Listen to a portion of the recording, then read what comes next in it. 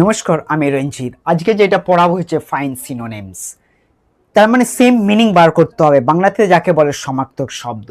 তাহলে আমরা কিভাবে আমরা করব জিনিসটা, আমাদের আমি বারবার করে বলি কেন এরকম দেখবে মাধ্যমিকে যেটা খুবই কঠিন, যেই সব স্টুডেন্টগুলো মাধ্যমিক পরীক্ষা দিয়েছে বা দিচ্ছে তাদেরকে বেশিরভাগ সতর্ক করে দিই, বা এই যারা ছোট আছো, যারা আস্তে আস্তে ধাপে ধাপে উঠছো এক একটা ক্লাসে, তারাও এটা শিখে রাখো।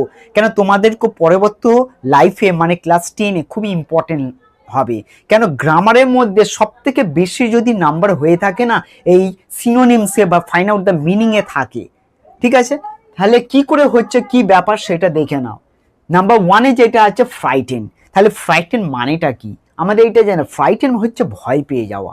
তাহলে ফ্রাইটেনে আরও কি আদার মিনিং আছে সেটা আমরা জানি। তাহলে ফ্রাইটেন যদি আরও আলাদা মিনিং হয়, সিনোনিমস হয়, সমার্থক শব্দ কি হতে পারে? আফ্রেড হতে পারে, আফ্রেড। আর কি হবে? স্কেয়ার্ড হতে পারে, স্কেয়ার্ড, SCARED, স্কেয়ার্ড। ফিয়ার হতে পারে। তাহলে এরকম দুটো তিনটে তোমার শব্দ বেশি চেষ্টা করো, আরো যদি করতে পারো এরকম ডট ডট আরো অনেক আছে। নাম্বার 2-এ দেখি অ্যাট আ পার্টিকুলার মুভমেন্ট। এই পার্টিকুলার মুভমেন্টটা মানে পার্টিকুলার মানে একটা নির্দিষ্ট সময়, সেই মুহূর্তের সময়টা কি ব্যবহার করতে পারি? ইনস্ট্যান্ট, ইমিডিয়েটলি,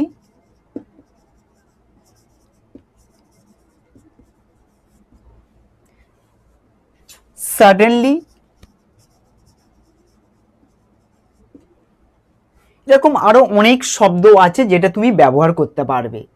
নাম্বার 4-এ যেটা শোয়িং লেখা আছে, শোয়িং মানে শো করা যাকে বলে। তাহলে শোয়ে আমরা ডিসপ্লে করতে পারি, ডিসপ্লেইং।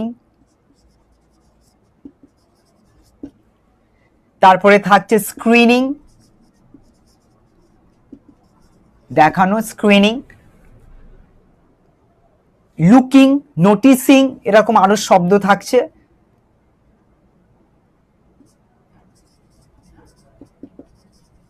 লুকিং এবং ডট ডট আরো আছে। নাম্বার 4-এ আছে রিলেটেড টু দ্য মাইন্ড, মাইন্ডের সাথে সম্পর্ক, মানে এমন সম্পর্ক মাইন্ডের সাথে, সেটা কি হবে মাইন্ডে।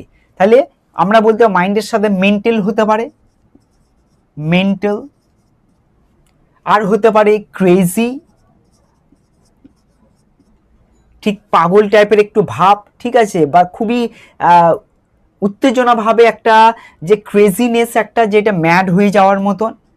তারপর ম্যাড আছে,